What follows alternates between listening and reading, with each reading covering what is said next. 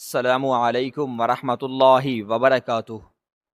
میں بہت زیادہ لاپرواہ تھا، مگر آج تک کبھی اپنی لاپرواہی کا اس قدر شدت سے احساس نہیں ہوا تھا جتنا آج ہوا۔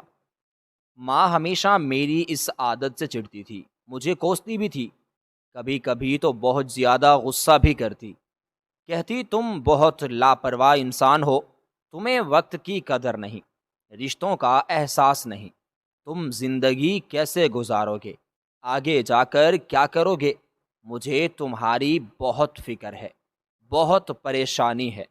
میں ان کی باتوں کو سن کر ایک کان سے سن کر دوسرے کان سے نکال دیا کرتا تھا، اور اب جب میری بیوی کے بچے کی ولادت کا وقت قریب تھا، تب وہ بھی اٹھتے بیٹھتے مجھے یہی سب کہتی کہ میں ذمہ دار ہو جاؤں، اس کے ساتھ ہسپتال جاؤں، کسی اچھے ڈاکٹر کا پتہ کروں کہ اسے کس ڈاکٹر کے پاس ڈلیوری کے لیے لے جاؤں گا۔ وہ اماں کے ساتھ سرکاری ہسپتال جایا کرتی تھی، مگر باقاعدگی سے نہ جانے کی وجہ سے اس کے پاس سرکاری ہسپتال کے کاغذات بھی پورے نہیں تھے، اور یوں یہ پریشانی تھی کہ شاید اب سرکاری ہسپتال میں اس کا علاج ممکن نہ ہو سکے، اور ویسے بھی سرکاری ہسپتالوں کی جو حالت ہے اس سے کون نا واقف ہے۔ مریض روتے بلکتے رہتے ہیں اور ڈاکٹرز انہیں پوچھتے بھی نہیں۔ میری بیوی کہتی آخر تم کب سنجیدہ ہو گے؟ تمہیں اتنا بھی احساس نہیں کہ میں تمہارے بچے کی ماں بننے والی ہوں، تمہاری زندگی کو مکمل کرنے والی ہوں۔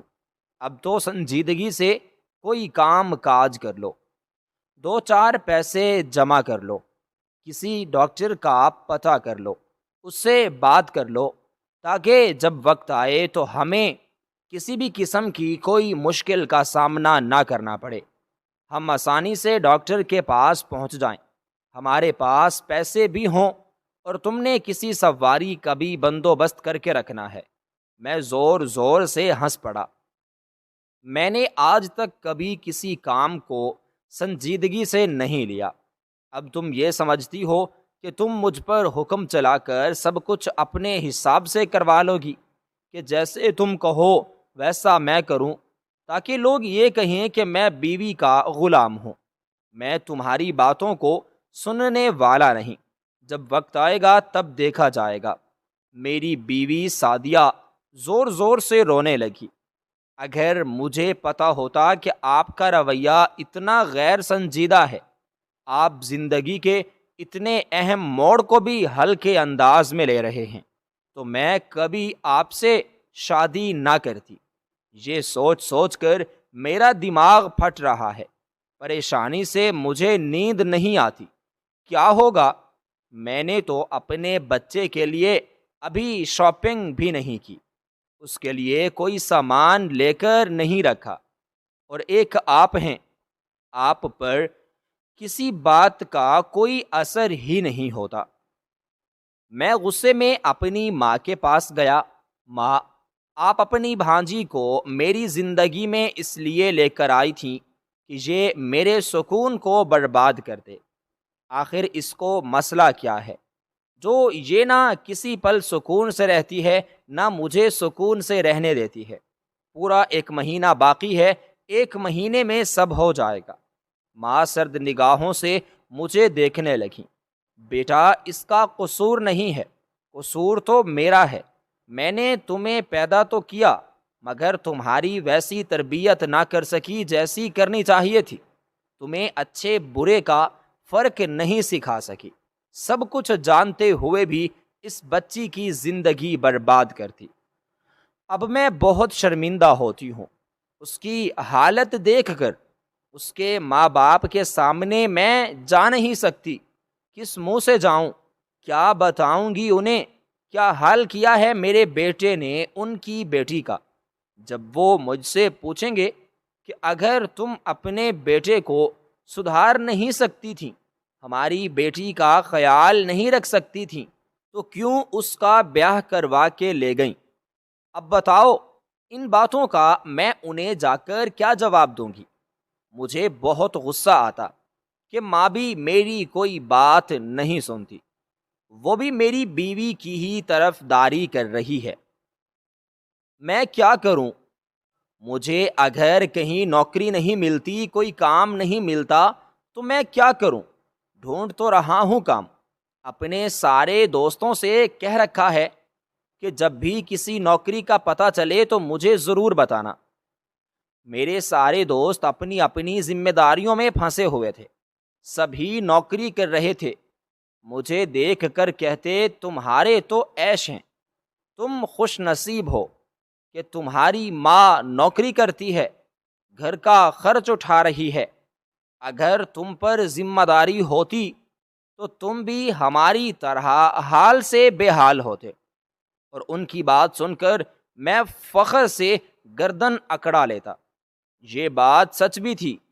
اماں ایک اسکول میں کلاس فیور تھیں، ان کی تنخواہ اچھی خاصی تھی، اتنی کہ ہمارے گھر کا سارا گزارا بالکل آسانی کے ساتھ ہو جاتا تھا۔ بجلی کے بل بھی وہی بھرتی تھیں، راشن کا بھی وہی کرتی، اور میری بیوی کی ضروریات پر بھی وہی خرچ کرتی۔ اور اب جب وہ میرے ہونے والے بچے کے لیے کچھ ضروری چیزیں لے کر گئیں تو میں بالکل ہی بے فکر ہو گیا۔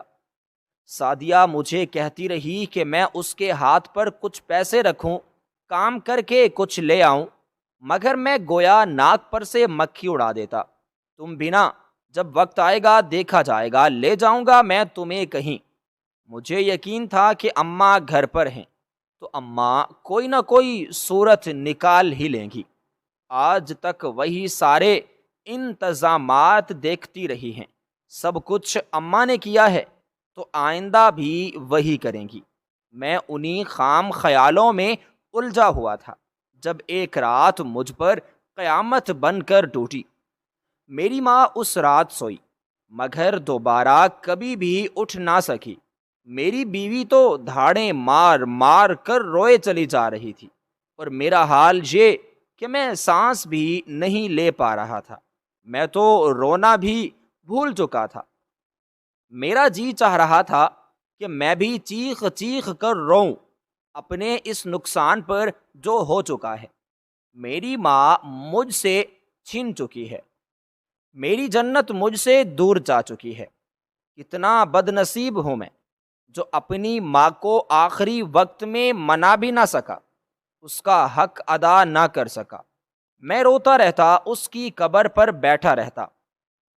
گھر آتا تو سعدیہ کی روتی بسورتی شکل دیکھنے کو ملتی اور میں بیزار سا ہو جاتا۔ اب مجھے کچھ بھی اچھا نہیں لگتا تھا۔ گھر میں ہر روز وہی پتلی سی دال ملتی۔ سعدیہ سے کہتا کچھ اچھا بنا لو تو وہ شکوہ بھری نظروں سے مجھے دیکھنے لگتی۔ کہاں سے اچھا کھانا بنا لوں؟ آپ کھانا لا کر دیں گے، پیسے میرے ہاتھ پر رکھیں گے تبھی تو کچھ اچھا بنے گا۔ اب تو مہینے کا آخر ہے، یہ راشن بھی ختم ہونے والا ہے، بجلی کا بل بھی آنے والا ہے، اور مجھے بھی اب ہسپتال جانا ہے، ڈاکٹر کے پاس۔ کہاں جاؤں؟ کیا کروں؟ کہاں سے پیسے لاؤں؟ اب اگر اپنے ماں باپ سے یہ بات جا کر کہوں گی تو وہ آپ کو ہی برا بھلا کہیں گے کہ آپ نے اس مشکل وقت کے لیے کوئی بندوبست نہیں کیا۔ میں نے اسے کہا اماں نے تو تمہیں پیسے دے دیے ہوں گے نا، وہ تو تمہارے پاس ہی پیسے رکھتی تھیں۔ ابھی جو پچھلے دنوں ان کی کمیٹی نکلی تھی ان کا کیا ہوا؟ اب میں وہ بات اپنی زبان پر لے ہی آیا تھا جس کی بنیاد پر مجھے اطمینان تھا کہ اماں کی کمیٹی نکلے گی تو وہ میرے بچے اور بیوی پر ہی خرچ کریں گی۔ میری بیوی کہنے لگی آپ بہت خدا گم اور لاپرواہ انسان ہیں، کیا آپ کو اندازہ نہیں کہ خالہ کے کفن دفن پر اور جو مہمانوں کو کھانا دیا گیا اس پر کہاں سے خرچ ہوا تھا؟ وہ پیسہ کہاں سے آیا تھا؟ اب منگ جو کمیٹی تھی وہ انہی سب پر خرچ ہو گئی۔ شکر کریں کہ کمیٹی کے پیسے تھے تبھی ہماری عزت رہ گئی، ورنہ کیا ہوتا؟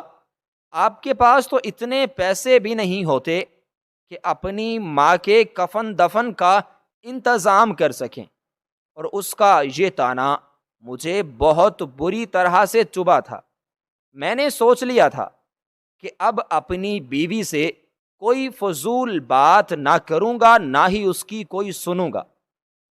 اگر دوبارہ اس نے ایسا کچھ کہا تو میں اسے گھر سے باہر نکال دوں گا۔ ہر وقت کی فضول باتیں، چخ چخ میرا سکون غارت ہو کر رہ گیا تھا۔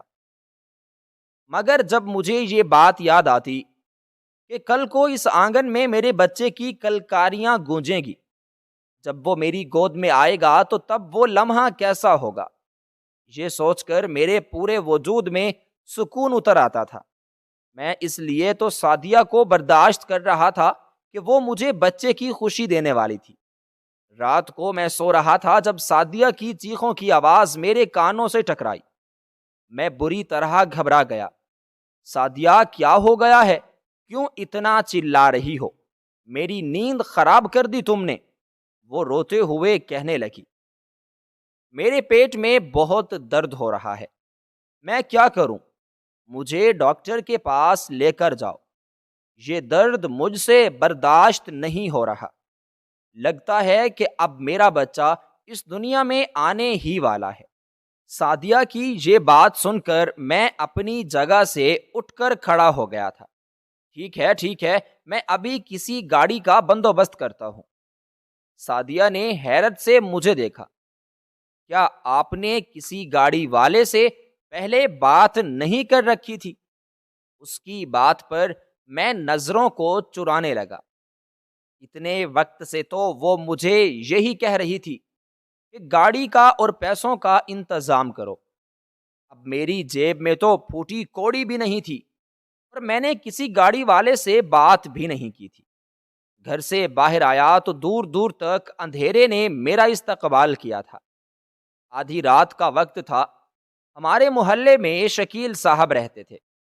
وہ گاڑی کو بکنگ پر لے کر جاتے تھے۔ ان کے علاوہ محلے میں اور آس پاس کسی کے پاس بھی گاڑی نہیں تھی۔ یہاں پر سبھی غریب غربا لوگ تھے۔ میں شکیل صاحب کے گھر گیا۔ کافی دیر کے بعد ان کے گھر کا دروازہ کھلا۔ دروازہ ان کے ابو جی نے کھولا تھا۔ مجھے دیکھ کر وہ حیران ہوئے۔ کیا بات ہے بیٹا، آدھی رات کو تم یہاں پر آئے ہو، خیریت ہے؟ میں نے انکل کو ساری بات بتائی کہ اس وقت میری بیوی کو ہسپتال لے کر جانا ہے، اسے ڈاکٹر کی اشد ضرورت ہے۔ تب وہ میری بات پر حیران ہوئے۔ بیٹا، اگر ایسی کوئی بات تھی تو تمہیں شکیل سے پہلے بات کرنی چاہیے تھی۔ وہ تو بکنگ پر گیا ہوا ہے اور کل سے پہلے گھر واپس نہیں آئے گا۔ اگر تم ایسی کوئی بات اسے بتاتے تو وہ رات کی بکنگ نہ لیتا۔ اب بتاؤ کیا کیا جائے؟ اگر میں اسے کال کر کے بلاؤں گا تو وہ نہیں آئے گا۔ اب میں تو بہت پریشان ہو گیا تھا۔ چچا جان، اب کیا ہوگا؟ میں اپنی بیوی کو کیسے ہسپتال لے کر جاؤں گا؟ چاچا بھی مجھے غصے سے گھورنے لگے تھے۔ بیٹا، مجھے لگا تھا کہ تمہارے سر سے ماں کا سایہ اتر گیا ہے۔ جب تم اس تپتے صحرا میں اکیلے ہو گئے ہو تو تم سمجھدار ہو جاؤ گے، تمہیں زندگی کی سمجھ آ جائے گی، مگر تم تو ویسے کے ویسے ہی ہو۔ تمہیں ابھی تک کسی بات کی سمجھ نہیں آئی کہ ہر کام کو اس کے وقت پر ہی کرنا چاہیے، ہر کام کو ٹالتے نہیں ہیں۔ اگر وقت ہاتھ سے گزر جائے تو پھر انسان خالی ہاتھ رہ جاتا ہے، اس کے پاس کچھ بھی نہیں بچتا۔ یہاں قریب ہی جو درزی صاحب کا گھر ہے، ان کے بیٹے نے پچھلے دنوں ہی رکشہ لیا ہے۔ اب ایک کام کرو، ان سے بات کر لو، ان کے رکشے پر ہی اپنی بیوی کو لے جاؤ۔ میں نے جھجکتے ہوئے ان سے ان کی بیوی کے بارے میں پوچھا۔ اگر وہ ہیں تو میری بیوی کے ساتھ چلیں۔ اب وہ طنزیہ نظروں سے مجھے دیکھنے لگے۔ بیٹا، وہ تو خاندان میں فوتکی پر گئی ہوئی ہے، اور وہی بات تم نے کون سا ہمیں پہلے بتا رکھا تھا؟ اگر ہم جانتے ہوتے تو تمہاری مدد کے لیے تیار رہتے، مگر اب تو تم جانو اور تمہارا کام۔ وہ دروازہ بند کر کے چلے گئے تھے۔ میں درزی کے گھر پر آیا، شکر ہے کہ اس کا بیٹا گھر پر ہی تھا۔ وہ مجھے لے کر جانے کے لیے تیار ہو گیا۔ اپنی بیوی کو سہارا دے کر میں نے اسے رکشے پر بٹھایا تو راستے میں آ کر رکشہ رک گیا۔ میری بیوی درد سے بے حال ہو رہی تھی۔ میں نے رکشے والے سے پوچھا، کیا ہوا ہے؟ تم یہاں پر رک جاؤ گے؟ کہنے لگا، میرا رکشہ خراب ہو گیا ہے، اب یہ کہیں پر بھی نہیں جائے گا۔ آپ ایک کام کرو، یہاں قریب ہی آبادی ہے، یہاں پہ ضرور آپ کو کوئی نہ کوئی گاڑی مل ہی جائے گی، یا پھر آپ کو کسی نہ کسی ڈاکٹر کا پتہ مل جائے گا، آپ ان سے اپنی مدد لے سکتے ہیں۔ مجھے رکشے والے پر بہت غصہ آیا، مگر وہ کہنے لگا، اس میں میرا کیا قصور ہے؟ اگر میرا رکشہ یہاں پر خراب ہو گیا ہے تو اب میں خود پریشان ہوں کہ کیا کروں۔ آدھی رات کو یہاں پر مکینک کون سا ملے گا؟ میں اسے اس کے حال پر چھوڑ کر اپنی بیوی کو سہارا دے کر ایک طرف چلنے لگا تھا۔ سامنے آبادی کا سلسلہ نظر آ رہا تھا۔ یہ کچی آبادی تھی جہاں پر غریب غربا لوگ رہتے تھے۔ اس کے علاوہ دور دور تک جنگل تھا۔ اب میں اسی آبادی کی طرف ہی چلا گیا۔ ہو سکتا ہے کہ یہاں پر کوئی ہو جو میری مدد کر سکے۔ میں نے ایک گھر کا دروازہ کھٹکھٹایا تو ایک عورت نے دروازہ کھولا۔ جی، آپ کو کس سے ملنا ہے؟ آدھی رات کو آپ یہاں پر کیوں آئے ہیں؟ وہ مجھے دیکھتے ہی غصے میں آ کر بولی۔ میں نے اسے بتایا کہ میری بیوی کی طبیعت بہت خراب ہے، اسے کسی ڈاکٹر کے پاس لے کر جانا ہے۔ وہ کہنے لگی، یہاں 4 گھر چھوڑ کر ایک دائی کا گھر ہے، اپنی بیوی کو اسی کے پاس لے جائیں، وہ آپ کی مدد کر سکتی ہے۔ یہ سن کر میری جان میں جان آئی تھی۔ میں اپنی بیوی کو لے کر دائی کے پاس آیا تو میری بیوی مجھے منع کرنے لگی، آپ اس دائی کے پاس مت جائیں، میں نے سنا ہے یہ دائی انسانی جان سے کھیلتی ہے، انہیں کسی بات کا پتہ نہیں ہوتا، اگر ان کے ہاتھوں کسی کی جان ضائع ہو جائے تو کہتی ہیں قسمت کا لکھا ایسا ہی تھا، وہ اتنی زندگی لکھوا کر لائی تھی، آپ مجھے کسی ہسپتال میں لے کر چلیں مگر کسی دائی کے پاس نہیں۔ مجھے بہت ڈر لگ رہا تھا۔ میں نے اپنی بیوی کی سنی انسنی کر دی۔ اب میں اپنی بیوی کو اس دائی کے پاس ہی لے کر جاؤں گا۔ یہاں پر میں ہسپتال کیسے لے کر جاؤں؟ اب میں گاڑی کا انتظام کہاں سے کروں؟ اور یہ دائی، یہ تو اس کچی آبادی میں رہنے والی ہے، یقیناً یہ خود بھی غریب ہوگی اور کم پیسوں پر یہ کام کرنے کے لیے وہ تیار ہو جائے گی۔ یہ سب سوچ کر میں مطمئن سا ہو کر دائی کے گھر کے دروازے کے پاس آ گیا تھا۔ زور زور سے دروازے کو بجانے لگا تو اندر سے ایک عورت کی کرخت آواز سنائی دی، کون ہے؟ آدھی رات کو کیا کام ہے؟ میں نے اپنے آنے کا مدعا بتایا تو اگلے ہی لمحے دروازہ کھل گیا۔ دائی کی آنکھوں میں مجھے عجیب سی چمک نظر آئی تھی، جسے دیکھ کر ایک پل کو میں ٹھٹک گیا، مگر پھر میں نے اسے نظر انداز کر دیا۔ کہنے لگا، میری بیوی اس وقت بہت مشکل میں ہے، اسے علاج کی ضرورت ہے۔ دائی کہنے لگی، جلدی سے آ جاؤ، تمہاری بیوی کی حالت خراب ہو رہی ہے، زیادہ دیر تک دروازے پر رہنا بالکل مناسب نہیں ہے، تم آؤ میرے ساتھ۔ وہ مجھے لے کر ایک کمرے میں آ گئی تھی۔ میں بہت مشکل سے اپنی بیوی کو سہارا دے کر اس کمرے میں آیا تھا جہاں پر عجیب سی بدبو پھیلی ہوئی تھی۔ دائی مجھ سے کہنے لگی، تم ساتھ والے کمرے میں جا کر بیٹھ جاؤ اور مجھے یہ بتاؤ، تمہارے پاس پیسے تو ہیں نا؟ میں نے نفی میں سر ہلایا۔ سچ بتاؤں تو میں بہت ہی غریب انسان ہوں، بہت مشکل حالات سے دو چار ہوں۔ میں یہاں تک آپ کے پاس بہت مشکلوں سے پہنچا ہوں۔ ابھی میرے پاس پیسے نہیں ہیں، مگر وعدہ کرتا ہوں کہ جلدی تمہیں پیسے لوٹا دوں گا، مجھ پہ بھروسہ کرو۔ اس کی آنکھوں میں اب اور بھی زیادہ چمک لہرائی تھی۔ مجھے کہنے لگی، باہر آؤ، تم سے ایک بات کرنا چاہتی ہوں۔ میں حیران ہی رہ گیا، وہ نہ جانے مجھ سے کیا کہنے والی ہے۔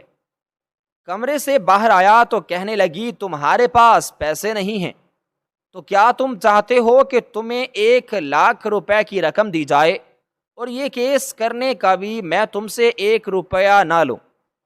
اب تو میں حیران پریشان رہ گیا، میرا منہ کھولے کا کھلا رہ گیا تھا۔ کیا کہہ رہی ہیں آپ مجھے بلا وجہ اتنے پیسے کیوں دیں گی؟ کہنے لگی، وہ میں تمہیں بعد میں بتاؤں گی، مگر یہ بتاؤ، اگر میں تمہیں اتنے پیسے دوں تو کیا تم یہ پیسے لینے سے انکار کرو گے یا لے لو گے؟ اب تو میں بہت زیادہ خوش ہو گیا تھا۔ ہاں میں یہ پیسے ضرور لے لوں گا، کیوں منع کروں گا؟ اور کیا ہی اچھی بات ہو کہ اگر آپ میری بیوی کا علاج بھی بالکل مفت میں کر دیں۔ وہ زور زور سے ہنس پڑی، بس ٹھیک ہے، پھر جو میں کہوں گی تمہیں وہ ماننا ہوگا۔ اس کی بات کو سن کر میں تو ٹھٹک کر رہ گیا تھا۔ اچانک ایسی کون سی بات ہے جو مجھ سے منوانے والی ہے؟ اور پھر وہ اسی کمرے میں چلی گئی، دروازہ اندر سے بند کر لیا۔ میں باہر صحن میں ٹہل رہا تھا، اندر سے میری بیوی کے چلانے کی آوازیں سنائی دے رہی تھی۔ میرا دل بری طرح سے گھبرا رہا تھا، اور آج پہلی بار میرے دل میں پچھتاوے کا احساس بھی پیدا ہو رہا تھا۔ کیا ہی اچھا ہوتا اگر میں نے کچھ پیسے جمع کیے ہوتے تو آج یہ سب نہ دیکھنے کو ملتا۔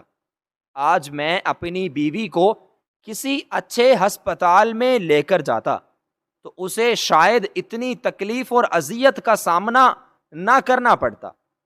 میں بے چینی سے پورے شہر میں ٹہلتا پھر رہا تھا جب دروازہ کھلا تھا اور میرے کانوں میں ایک بچے کی باریک سی رونے کی آواز مجھے سنائی دی تھی۔ تو یہ آواز سن کر میرے پورے وجود میں خوشگوار لہر دوڑ گئی تھی۔ میں بے تابی سے دروازے کی طرف بڑھا تھا جب میں نے اس دائی کو کسی سے بات کرتے ہوئے سنا۔ میں نے دروازے کی جھری سے دیکھا تو میری بیوی کی آنکھیں بند تھیں، شاید وہ بے ہوشی کی حالت میں تھی، اور بچہ اس کے پہلو میں ہی لیٹا ہوا تھا۔ اس سے پہلے کہ میں کمرے میں جاتا، دائی کی بات سن کر میرے قدموں تلے سے زمین نکل گئی تھی۔ میں بری طرح گھبرا گیا تھا، پوری طرح پسینے میں نہا گیا تھا۔ میں فوراً پیچھے ہٹا، سوچنے لگا کہ اب کیا کروں، اس وقت کون ہے جو میری مدد کر سکتا ہے؟ تبھی میرے ذہن میں ایک دھماکہ سا ہوا۔ میں نے جلدی سے وہ نمبر ملایا اور اسے یہاں آنے کی اطلاع دی۔ میرا تو دل سوکھے پتے کی طرح لرز رہا تھا۔ آج لمحہ لمحہ میرے لیے بہت بھاری ثابت ہو رہا تھا، جیسے ایک ایک پل صدیوں کے برابر تھا۔ آج پہلی بار مجھے وقت کی قدر کا احساس ہو رہا تھا۔ آج پہلی بار مجھے اس بات کا پتہ چل رہا تھا کہ وقت کتنا قیمتی ہے، اور جو لوگ اس کی قدر نہیں کرتے وہ خالی ہاتھ ہی کیوں رہ جاتے ہیں۔ میں بھی تو ایسا ہی تھا، لاپرواہ، بے قدر۔ میں نے بھی تو وقت کی قدر نہیں کی تھی، اسی لیے تو آج اپنی زندگی کی سب سے بڑی خوشی کھونے جا رہا تھا جب میں نے سنا کہ اس دائی نے فون پر کہا کہ میرا نام کامران ہے، میں اپنی ماں کا اکلوتا بیٹا ہوں۔ میں نے آنکھیں کھولیں تو اپنے پاس ماں اور خالہ کے علاوہ کوئی قریبی رشتہ دار نہیں دیکھا۔ ابا کے بارے میں سنا تھا کہ وہ ایک روڈ ایکسیڈنٹ میں فوت ہو گئے تھے۔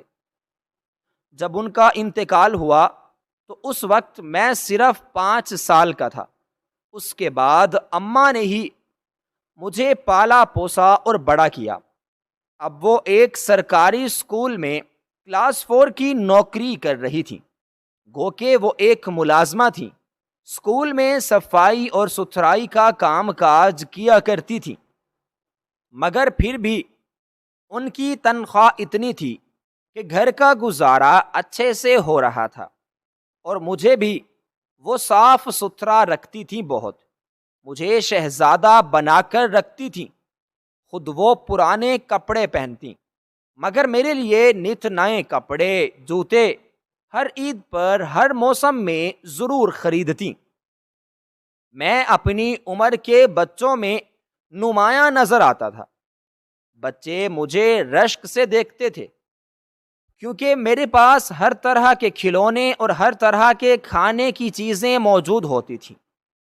میرے پاس ایک بہت پیاری سائیکل تھی جو اماں نے مجھے 6 سال کا ہونے کے بعد دلائی تھی۔ جب میں سائیکل لے کر باہر نکلتا تو بچے مجھے حسد سے دیکھتے تھے، اور ان کی آنکھوں میں حسرت کے رنگ دیکھ کر مجھے کمینی سی خوشی ملتی تھی۔ مجھے اس بات کا احساس ہوتا تھا کہ میں دوسروں سے الگ تلگ ہوں، بہت خاص ہوں۔ جب میں گھر آتا تو ماں مجھے یوں لاڈ کرتی، یوں پیار کرتی، جیسے میں نے کوئی بہت بڑا کارنامہ سر انجام دیا ہو۔ میرا بچپن اسی طرح گزرا تھا۔ کہتے ہیں جو بچپن کی عادتیں ہوتی ہیں، اگر ان پر وقت پر قابو نہ پایا جائے تو وہ آہستہ آہستہ پختہ ہو جاتی ہیں۔ میرے ساتھ بھی ایسا ہی ہوا تھا۔ بچپن کی لاپرواہی اور خود غرضی میری شخصیت کا خاصہ بنتی گئی تھی۔ بچپن میں میں ہوم ورک کرنے میں بہت لاپرواہ تھا۔ اپنا کام دوسرے لڑکوں سے کرواتا اور انہیں 1-2 کھانے کی چیزیں دے دیتا، تو وہ خوشی سے میرا کام کاج کر دیتے۔ جب چھٹیاں ہو جاتی تو آخری دنوں میں مجھے یاد آتا کہ میں نے چھٹیوں کا کام کرنا ہے، اور تب اپنے دوستوں کو لالچ دے کر ان سے کام کرواتا۔ کبھی تو انہیں انعام دیتا اور کبھی صرف وعدے پر تنخواہ دیتا۔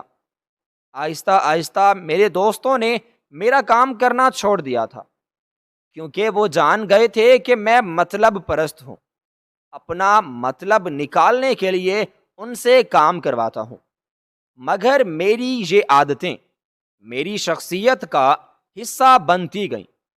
جب میٹرک میں تھا تو تب بھی میری لاپرواہی کا یہی عالم تھا کہ مجھے صرف اور صرف اپنی خواہشات کو اور اپنی آسائشات سے مطلب تھا۔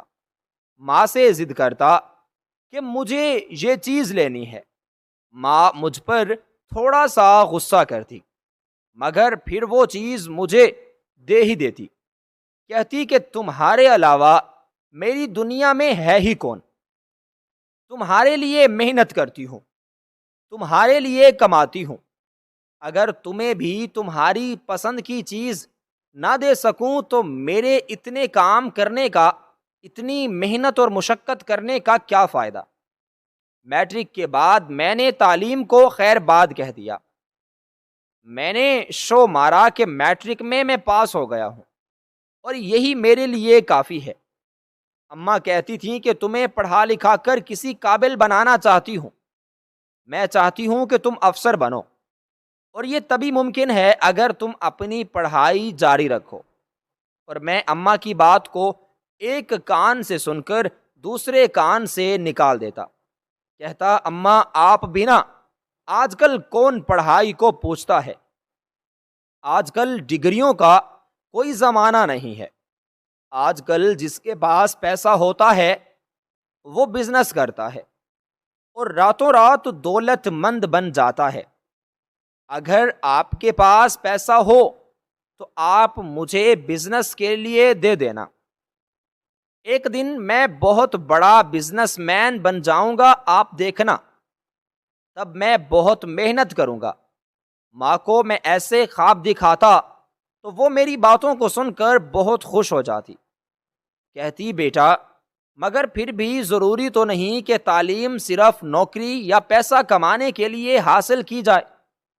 تعلیم کا مقصد ہوتا ہے انسان کو سنوار دینا، تمہیں شعور آئے گا، اچھے برے کی سمجھ آئے گی۔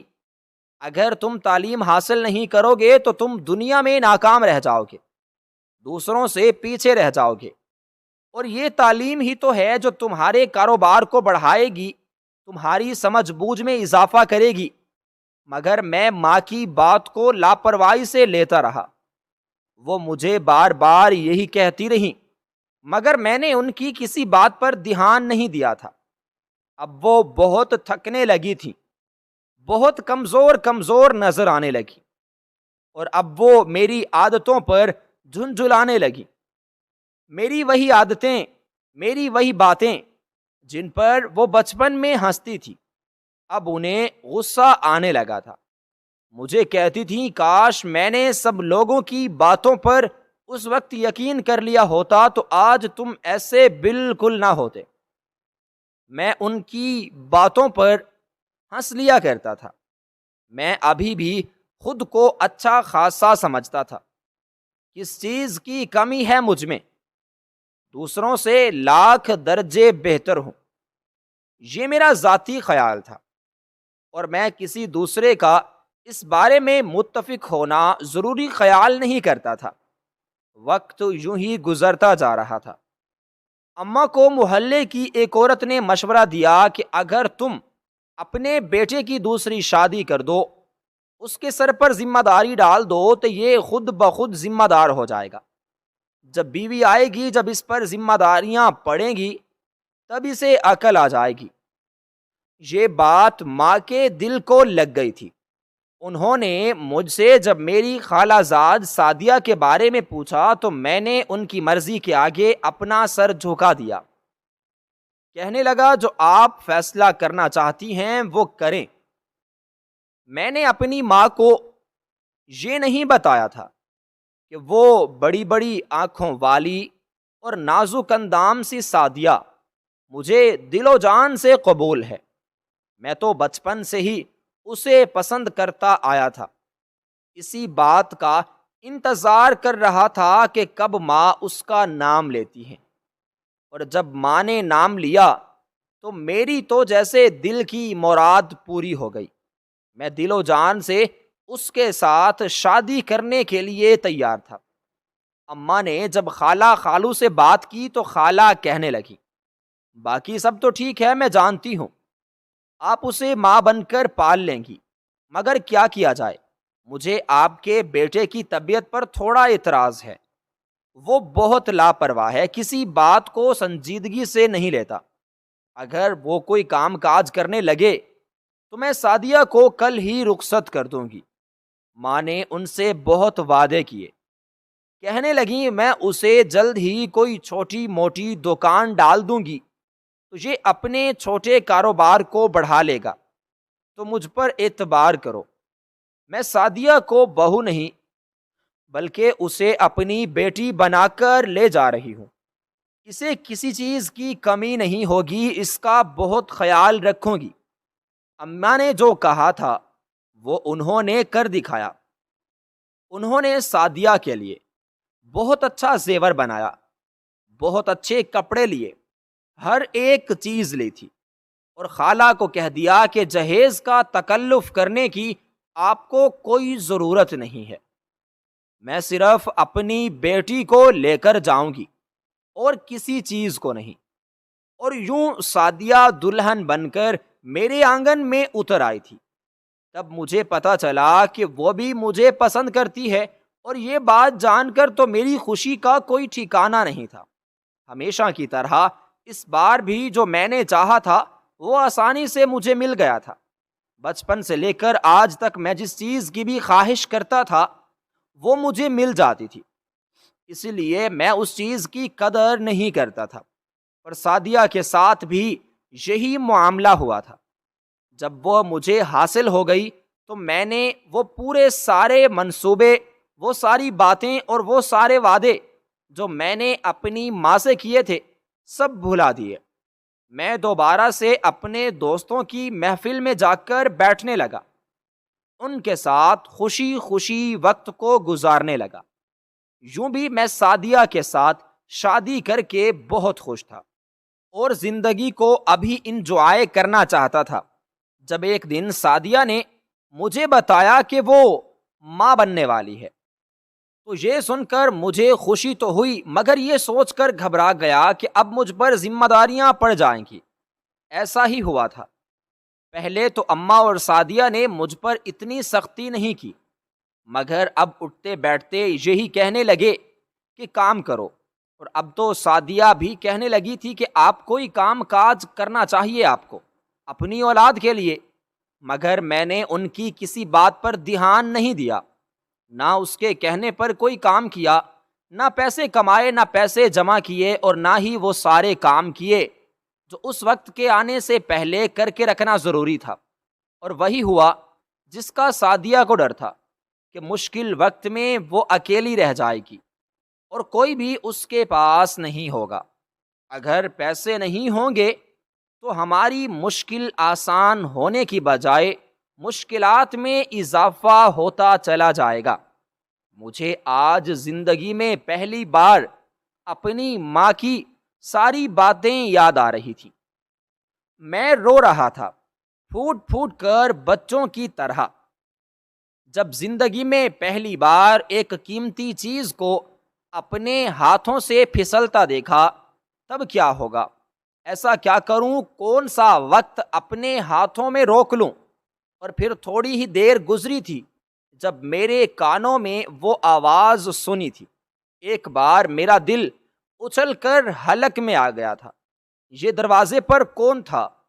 وہ مسیحا تھا جو مجھے نئی زندگی کی نوید دینے والا تھا، یا وہ لوگ تھے جو مجھ سے میری زندگی کی سب سے بڑی خوشی کو چھیننے والے تھے؟ میرا دل ایسے زور زور سے دھڑک رہا تھا جیسے پسلیاں توڑ کر باہر آ جائے گا۔ میں بہت بے تابی سے اپنی جگہ سے اٹھا، اور جب دروازے کے پاس گیا تو باہر سے دروازہ کھلنے کی آواز آ رہی تھی۔ میں کمرے سے باہر نکلا اور سامنے کا منظر دیکھ کر حیران رہ گیا۔ گھر کے اندر میرا سالہ نعمان داخل ہوا تھا، اور اس کے ساتھ 2 پولیس اہلکار بھی تھے۔ انہوں نے اس عورت کو اپنی تحویل میں لے لیا تھا، اور پھر سب اسی کمرے میں آ کر کھڑے ہو گئے۔ مجھے کہنے لگے کہ جب وہ لوگ دروازے سے اندر داخل ہوں تو تم نے ہمیں اس بات کی اطلاع دینی ہے۔ انہیں یہ شک بالکل نہیں ہونے دینا کہ گھر میں کچھ گڑبڑ ہے۔ جیسا مجھے ان پولیس والوں نے کہا تھا میں نے سب ویسا ہی کیا۔ تھوڑی دیر گزری تھی جب باہر ایک گاڑی کی آواز مجھے سنائی دی، اور پھر دروازے پر دستک ہوئی۔ میں نے دروازہ کھولا تو کچھ لوگ گھر کے اندر داخل ہوئے۔ مجھے کہنے لگے کہ کہاں ہے وہ عورت؟ میں نے ایک کمرے کی طرف اشارہ کیا۔ جب وہ لوگ کمرے میں گئے تو پولیس والوں کے کہنے کے مطابق میں نے دروازہ باہر سے بند کر دیا تھا۔ اب باقی پولیس اہلکار بھی گھر میں داخل ہو گئے تھے۔ وہ لوگ کمرے میں شور مچا رہے تھے، دروازہ کھولو، تم ہمیں دھوکہ نہیں دے سکتے، ہم اس عورت کو زندہ بالکل نہیں چھوڑیں گے۔ اور تھوڑی دیر گزری تھی جب پولیس والوں نے ان سب لوگوں کو اپنی تحویل میں لے لیا۔ اس عورت کو بھی پولیس والوں نے حراست میں لے لیا۔ مجھے نعمان کہنے لگا جلدی سے باجی کو لے کر ہسپتال چلو، باہر گاڑی کھڑی ہے۔ میں جلدی سے اپنی بیوی کو اور اپنے بیٹے کو اٹھا کر گاڑی میں ڈالا۔ میری بیوی تو بالکل بے ہوش تھی، اور بچہ رو رو کر بے حال ہو رہا تھا۔ ہسپتال لے کر آئے، ڈاکٹر نے چیک اپ کیا، کہنے لگی آپ کی بیوی کا بہت زیادہ خون بہہ گیا ہے، ان کی جان کو خطرہ ہے، انہیں خون لگے گا، آپ جلدی سے کہیں سے خون کا انتظام کریں۔ میں نے اپنے سالے کی طرف دیکھا، کہنے لگا میں نے اپنے دوستوں کو کال کر کے بلا لیا ہے، فکر مت کرو، میرے دوست آنے والے ہوں گے۔ اور پھر تھوڑی دیر بعد اس کے دوست آ گئے تھے جنہوں نے میری بیوی کو خون دیا تھا۔ میں زندگی میں پہلی بار کسی کے سامنے یوں ٹوٹ کر بکھرا تھا، رویا تھا اور نعمان نے مجھے خود سے لگا لیا۔ صبر کرو، حوصلہ کرو، انسان کی زندگی میں تو اس سے بھی زیادہ مشکل حالات آتے ہیں۔ انسان کو مردانہ وار ان حالات کا مقابلہ کرنا چاہیے۔ میں حیران ہوں کہ تم نے ان حالات کا پہلے سے ادراک کیوں نہیں کیا تھا؟ کیا تم نہیں جانتے تھے کہ یہ وقت تمہیں دیکھنے کو ملے گا؟ تو تمہیں تو بہت خوش ہونا چاہیے تھا۔ خوشی سے اس وقت کا تمہیں انتظار کرنا چاہیے تھا، تمہیں تو اس کا استقبال کرنا چاہیے تھا۔ میں نے ہاتھ جوڑ کر اس سے معافی مانگی۔ کہنے لگا سعدیہ بھی مجھ سے ناراض ہوگی، بہت خفا ہوگی، تو میرا یہ کام کرو، تم میری بیوی کا دل میری طرف سے صاف کرنا، اسے بتا دینا کہ مجھے اپنی غلطی کا احساس ہو گیا ہے، میں دوبارہ ایسا کبھی نہیں کروں گا۔ نعمان نے میرے جڑے ہوئے ہاتھوں کو تھام لیا، کہنے لگا بس جو ہونا تھا ہو گیا، اب خود سے یہ عہد کرو کہ جو ہو گیا ہے وہ دوبارہ کبھی نہیں ہوگا، تم کبھی بھی یہ غلطی دوبارہ نہیں دہراؤ گے۔ اور میں گہری سانس لے کر رہ گیا تھا۔ خود سے میں نے پکا عہد کر لیا تھا۔ آج کتنے عرصے کے بعد میں نے صدقے دل سے وضو کیا اور خدا کے حضور سربا سجود ہو گیا تھا۔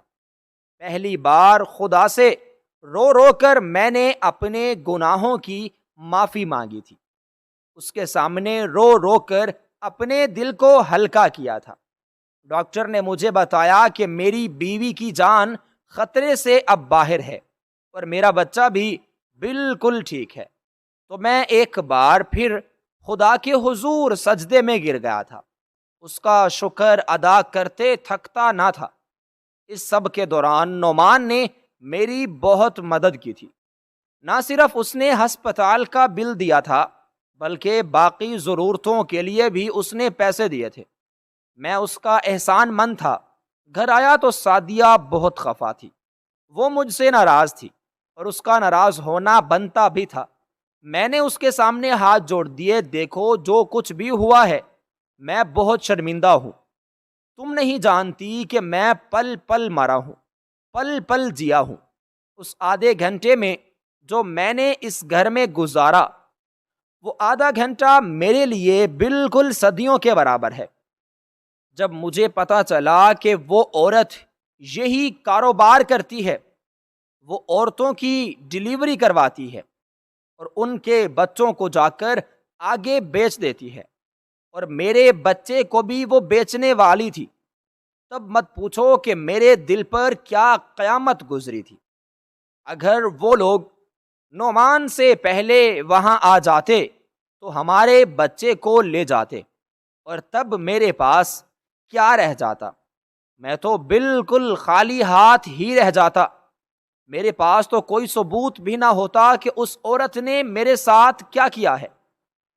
سعدیہ مجھ سے کہنے لگی ہماری کوئی کی گئی نیکی ہمارے کام آ گئی ہے، بس ہمیں کسی کی دعاؤں نے بچا لیا ہے، تبھی ہم برباد ہونے سے بچ گئے ہیں۔ اگر میرا بچہ مجھ سے چھن جاتا تو میں کبھی بھی جی نہ پاتی۔ میں اس دن کے لیے ترس گئی تھی کہ کب میرا بیٹا میری گود میں آئے گا، میری آنکھوں کے سامنے ہوگا، کہاں میں اسے اپنی گود میں لوں گی، اس سے پیار کروں گی۔ اگر مجھے یہ سب اپنی سوچ کے مطابق نہ ملتا، اگر میرا بیٹا مسلسل جاتا تو یا تو میں پاگل ہو جاتی یا مر جاتی۔ یہ کہہ کر میری بیوی رونے لگی تھی۔ میں اس کے پاس بیٹھ گیا، اس کے ہاتھ اپنے ہاتھوں میں تھام لیے۔ صد یہ میں تمہیں بتا نہیں سکتا کہ میں تم سے کتنا شرمندہ ہوں، اور جب یہ بات مجھے یاد آتی ہے کہ وہ لوگ میرے بچے کے ساتھ پتہ نہیں کیا کچھ کرنے والے تھے، تو تب مجھے ایسے احساس ہوتا ہے جیسے میرے وجود میں سے کوئی میرا حصہ کاٹ کر لے کر جا رہا ہو۔ تم میری تکلیف کا اندازہ نہیں لگا سکتی۔ آج مجھے میری اور اماں کی ساری باتیں یاد آ رہی ہیں۔ تم لوگ مجھے وقت کی قدر کرنے کو کہتے تھے، ہر کام وقت سے پہلے انجام دینے کو بولتے تھے۔ اب ان باتوں کی سمجھ مجھے آئی۔ اب میں کبھی بھی یہ غلطی نہیں کروں گا۔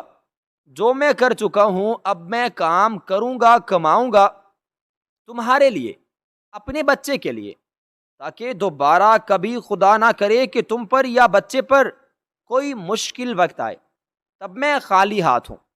تمہاری بات تو بالکل ٹھیک ہے۔ کیا تم اپنی ضرورتوں کے لیے اپنے ماں باپ کی طرف دیکھو گی؟ تو ویسا ہرگز میں نہیں ہوگا۔ آج کے بعد تمہیں کسی کے منہ کی طرف نہیں دیکھنا ہوگا، جبکہ میں خود تمہاری ساری کی ساری ضرورتوں کو پورا کروں گا۔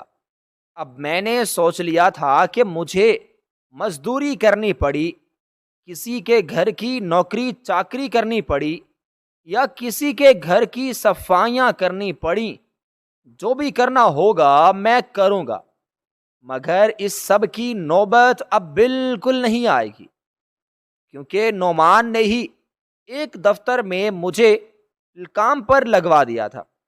ان لوگوں کو میری کم تعلیم پر اعتراض تھا، مگر نعمان نے ان سے کہہ دیا کہ میں اپنی تعلیم کا سلسلہ بھی جاری رکھوں گا اور اپنے کام سے بھی ان کو مطمئن کروں گا، انہیں کسی قسم کی کوئی شکایت نہیں ہوگی۔ میں نے نعمان سے وعدہ کر لیا کہ جو تم نے ان سے کہا ہے میں اس سب کو پورا کروں گا، تو ابھی تمہیں کسی کے سامنے شرمندہ نہیں ہونے دوں گا۔ تم نے مجھ پر اعتبار کیا ہے اور میں اس اعتبار کو کبھی ٹھیس نہیں پہنچنے دوں گا، اور تمہارا کبھی نہ خراب کروں گا۔ کام کرنے کے ساتھ ساتھ میں نے اپنی تعلیمی سلسلہ بھی جاری رکھا تھا۔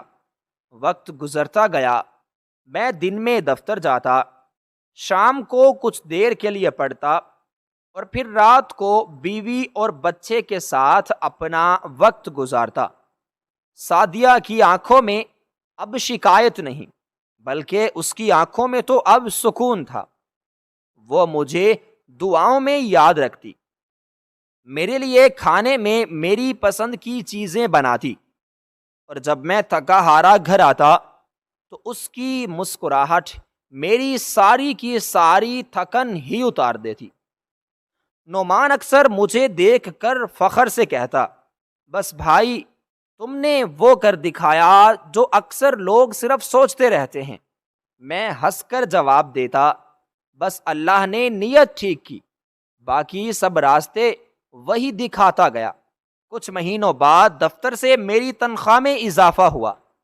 میرے کام سے وہ لوگ واقعی مطمئن تھے، اور میں نے پہلی بار اپنی بیوی کے ہاتھ پر ایک چھوٹا سا سونے کا کنگن رکھا۔ اس کی آنکھوں میں آنسو تھے، پر وہ آنسو خوشی کے تھے۔ کہنے لگی، مجھے یہ زیور نہیں چاہیے، مجھے تمہارا بدلا ہوا رویہ اور تمہاری محنت سب کچھ لگتی ہے۔ میرا بیٹا اب ہنسنے لگا تھا، بولنے لگا تھا، اور جب ابو کہہ کر میری طرف دوڑتا تو لگتا جیسے دنیا کی ساری خوشیاں میرے قدموں میں آ گئیں۔ ایک دن میں نے سعدیہ سے کہا، تمہیں یاد ہے تم کہا کرتی تھی کہ عزت سے جینا ہی اصل کامیابی ہے۔ آج وہ دن ہے جب میں تمہیں فخر سے کہہ سکتا ہوں کہ ہم عزت سے جی رہے ہیں۔ سعدیہ نے میرا ہاتھ تھام کر کہا کہ مجھے فخر ہے کہ تم میرے شوہر ہو۔